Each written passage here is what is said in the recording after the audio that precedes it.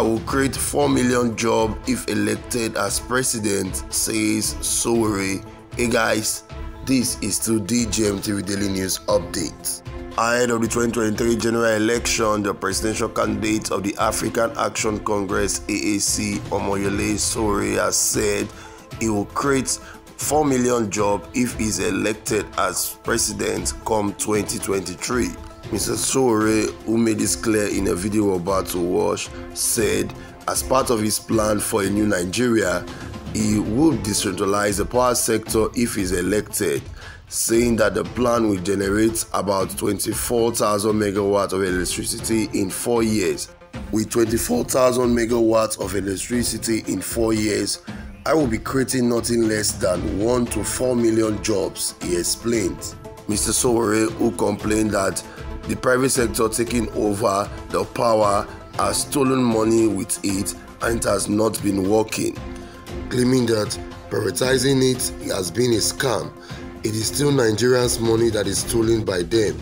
Away from the power sector that will create more jobs, Mr. Sowore has also promised to privatize education, and he has promised to make it free at all levels if he is elected as the President of the Federal Republic of Nigeria. In his words, he said, "Free education is one of the key promises in my manifesto. When I become the president, I will make it free at every level. The money is there.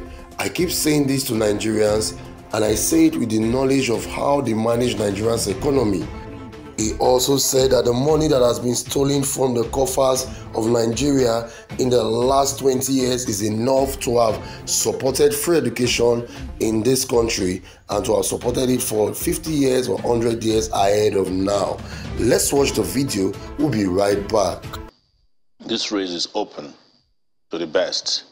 If all the players in this kind of race are fair and balanced, particularly the media, to allow Nigerian people listen to all the candidates, and I mean all the candidates, not excluding any one of us in this 18-man race. So it should be an 18-horse race. But, you know, I decline the use of the word horse because I'm not an animal. But I understand what you're saying.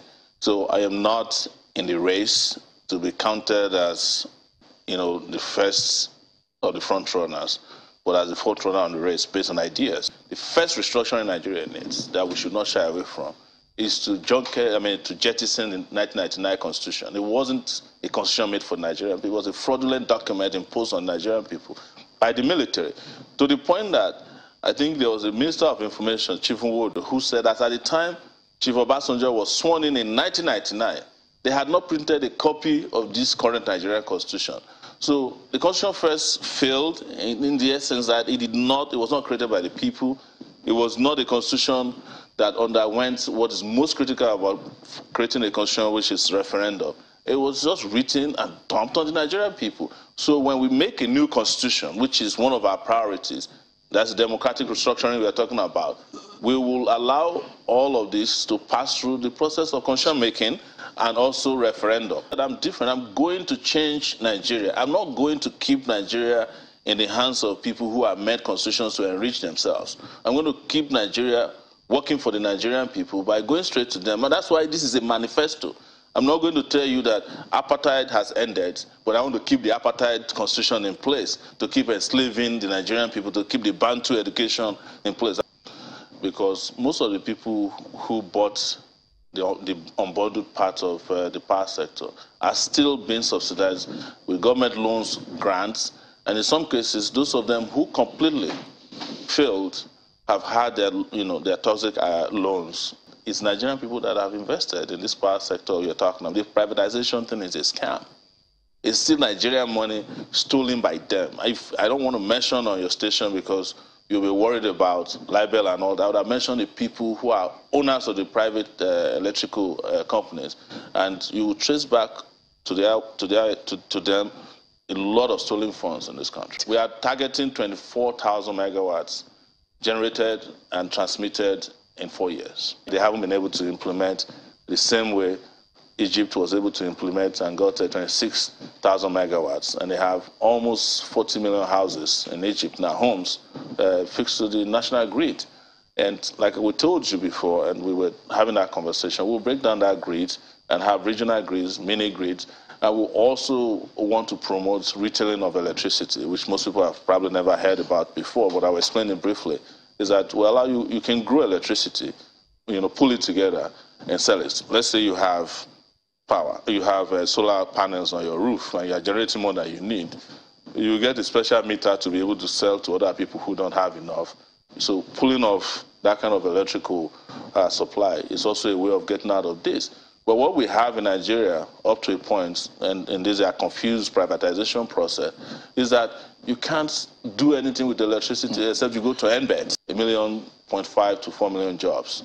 If you break it down to the number of people that needs to work on the solar farms that we are planning for the northern part of the country that will generate 4,000 to 5,000 megawatts.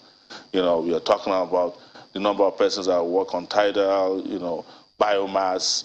And the biomass has a connotation, by the way, and I will explain it briefly, that we can make a lot of this electrical supply, up to 1,000 megawatts, from cow dungs.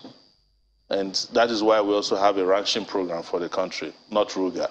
How they manage Nigerian economy. As a journalist and individual that has fought corruption for the last 16 years, I can tell you that what has been taken out of Nigerian treasury in the last 16 years that I started Sahara Reporters, I no longer do it now because of these political engagements, is enough to have supported free education in this country or to support it for another 50 years or 100 years ahead of now.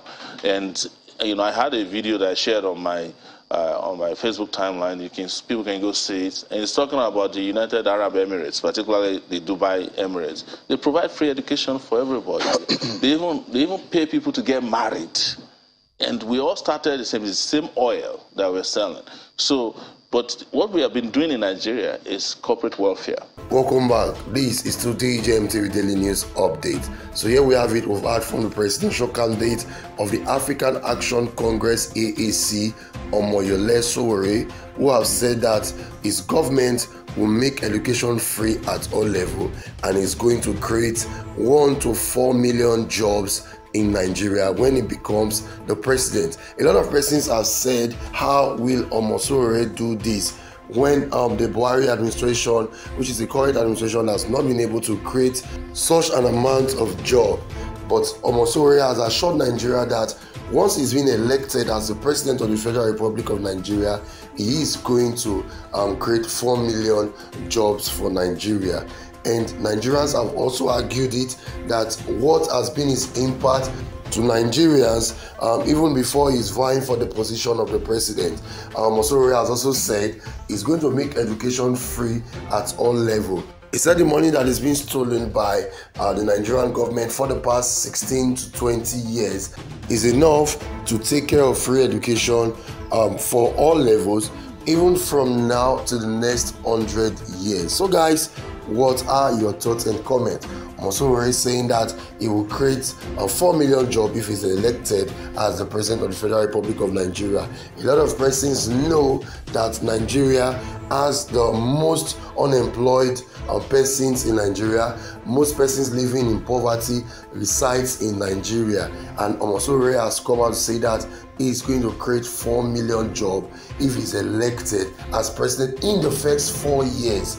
What are your thoughts and comments? Do you think that Omoyele will be able to keep to his promises, considering the fact that a lot of leaders has promised and failed? Some of them has not even lived up to expectation. According to Nigerians, the current administration is part of those who have said they will do things and they have not been able to do it. What do you think? Share your thoughts and comment with us in the comment section below.